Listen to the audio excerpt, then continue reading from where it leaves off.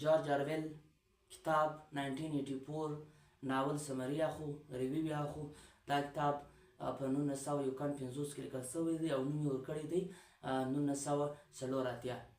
دا کتاب پر 3 چپټره باندې مشتمله دی، پر 3 پارټه مشتمله دی او دا په اصل کې دغه دی چې دغه یو بریټیشر و او دلته په سب کانټیننټ کې هم ډېر زیات وخت تېر کړی دی، خپله دنده یې ترسره کړې دي. دا انیمل فارم هم د لیکلی دی چې دا ډېر پر اشتراکي نظام باندې نیوکې کړي دي، په هغه کم سمبولیک کرکټرز یې راوړي دي. د بالشویک انقلاب چې کوم د وروسته چې کوم سچویشن وي 1917 کې، دغه بعد چې کوم حالت وي په USSR کې یا په رشیا کې چې هغه وخت USSR و، پر هغه یې تنقید کړی دي، سمبولیک شیان یې راوړي دي لکه سنوبال، باکسر، داسې نور دغه کړي دي، پر هغو یې تنقید کړی دي. د ده نظریات پر خپل ځای، د ده خیالات پر خپل ځای، له هغه سره موږ متفق نه یو، خو د ده تر ټولو زورور کار چې دی هغه ادبي کار دی. ډېر په هنري طریقه یې دواړه ناولونه لیکلي دي. نن موږ د ده یو بل ناول 1984 چې دی چې ما تاسو ته وویل پر 3 پارټه مشتمله دی، په یو کم 50 کې لیکلی دی او دا کتاب تقریبا 250 پیجه باندې مشتمله دی او په دې کې دی ډېره زیاته ساده خبره کوي چې د ټوټلرنیزم خلاف، یعنی د داسې حکومت خلاف چې په هغه کې بادشاهت وي، په هغه کې ډیټکټرشپ وي، په هغه کې امرانه حکمونه وي، هغه ریاست چې د انسانانو پر ازادي باندې، د انسانانو پر رایټ باندې، فریډم اف سپیچ باندې، فریډم اف مومنټ باندې پر مکمل مطلق العنان دا چې دی مکمل طور پر دا شیانو باندې پایبندي ولګي، یعنی د ټوټلرنیزم خلاف خلاف یې دا مکمل لیکلی دی او ټوټلرین کوم رژیم چې دی د دې سخت تر نیوکو لاندې راوستلی دی. ډېره ساده خبره دی دا کوي چې ریاستونه چې څنګه جوړ سي او بیا پر د انسانانو پر فریډم باندې، د انسانانو پر پایبندي باندې، د انسانانو پر خیالات باندې، د انسانانو پر تخلیق باندې څرنګه پایبندي لګوي، پر دا یې خبره کړې ده.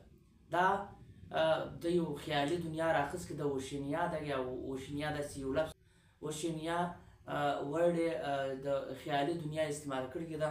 په هغه کې دوی وایي چې دلته یو سړی اوسي، دلته یوه ویسټن اوسي او دوی چې دوی په منسټري اف ټروت کې کار کوي او دغه چې دی دا پر هر شي باندې هلته پایبندي وي. بیګ برادر یو کرکټر دی چې دا هر وخت تا ته ګوري، ستا پر هر شي نظر دی. بیګ برادر کرکټر یې داسې راوړی دی چې یو امرانه حکومت، یو امرانه رژیم چې دا هر وخت تا ساري، دا ولس ساري او ټول خلک دا ساري او هېڅ نه ورېړه کوي. داسې کېږي چې دا ویسټن چې دی دا له اولیا جولیا یوه نجلۍ ده چې هغه سره د مینه پیدا کېږي، محبت یې پیدا کېږي او راولاړېږي. دغه شیان چې دي د دې د مینې یو حرکت پیل کېږي، که څه هم هلته مینه پایبندي ده. منسټري اف لو چې دی دا نفرت خوروي، منسټري اف ټروت چې دی دا درواغ وایي، تاریخونه بدلوي، جبر بدلوي. چیرې هم دوی ځي بیګ برادر از واچینګ یو، یعنی لوی ورور چې دی هغه تا ته ګوري، لکه په پاکستان کې موږ ته لوی ورور هر وخت ګوري. نو دارنګه دغه لوی ورور چې دی دا پر هر شي باندې پایبندي ولګوي، یعنی د انسانانو ډیموکریټک رایټ چې دی، سیول رایټ چې دی، فانډامنټل رایټ چې دی، د انسانانو د ازادۍ پر دې مکمله پایبندي ولګوي. خو دغه چې دی یا د ویسټن چې دی په دې ټولو شیانو سر خلاصېږي، په دې جبر او ظلم یې سر خلاصېږي چې دا چې دی دا ټیک نه دی روان، دا زیاتوب روان دی، دا جبر روان دی. لہذا د دې خلاف مقاومت، مزاحمت پکار دی. دا مزاحمت دوی څرنګه فعل کوي؟ اوله وار دوی په پټه باندې د دې شیانو څخه دا شیان بایپاس کوي، بغاوت کوي. بیا وروسته چې له جولیا سره د ده مینه راځي، که څه هم مینه هلته روانه ده، الاوډ نه ده، بیګ برادر چې دي پر دې ټولو شیانو پایبندي لګولې دي. بیګ برادر تاسو سمبولیک شی اخیستی سو، یو سامراجي سټیټ، یو ډیکټیټر سټیټ، یو امرانه حکومت، یو امرانه رولر ډیکټیټر یا دغه پوجي کوم سټایل چې دی دغه ته اشاره کړې ده. بیا د ویسټن او د جولیا تر مابین نزدېکت کېږي، د دوی مینه سره پیدا کېږي، دوی په یو ځای کې پټه ناسته سره کوي، مجلس سره کوي، دواړه د دې ظلم خلاف چې دي دا خبرې کوي چې دا ډېر زیاتوب کوي، دا ډېر جبر کوي، د دې خلاف موږ ته پکار دی یو مزاحمت یو مقاومت وکړو. د دوی په منځ کې بیا اوبراین یو کرکټر راځي چې هغه د جاسوس کردار ادا کوي، خو ځان دارنګه ښکاره کړي چې دی ډېر سیاسي نظریاتي یا مثال کې د دوی همخوار او د دې بیګ برادر خلاف د دې رژیم خلاف مقاومت کول غواړي.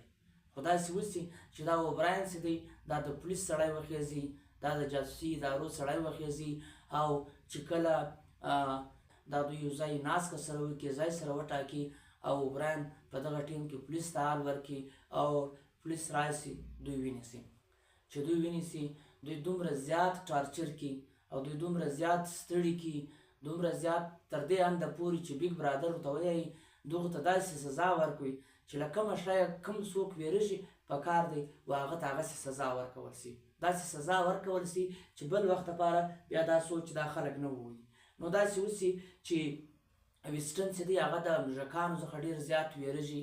موږ موږکان ورته یایو، شاید په بله پښتون افغان وطن کې بله لهجه کې بل څه هم ورته ویل کېږي. دغه موږکان چې دي دا وریله کې په 101 کمرې لخوا ویسټن بوځي، هلته دا 101 کمره کې دته موږکان وریله کې، دا موږکان چې وریله کې نو دوی ډېر زیات ستړی کړي، دومره زیات یې ټارچر کړي چې دوی توبه وکاږي. په آخر کې دوی مجبوره سي دا ووایي چې آی لو بیګ برادر، زه د لوی ورور سره مینه کوم، د دې ګردو شیانو مات یمه، د جولیا سره مینه نه کوم، د دې منسټري اف ټروت چې ما کوم دغه کړی و بغاوت کړی و پر هغه باندې پښیمانه یم. داسې ټارچر کړي چې دی د جولیا د مینې څخه هم دغه دی انکاري سي.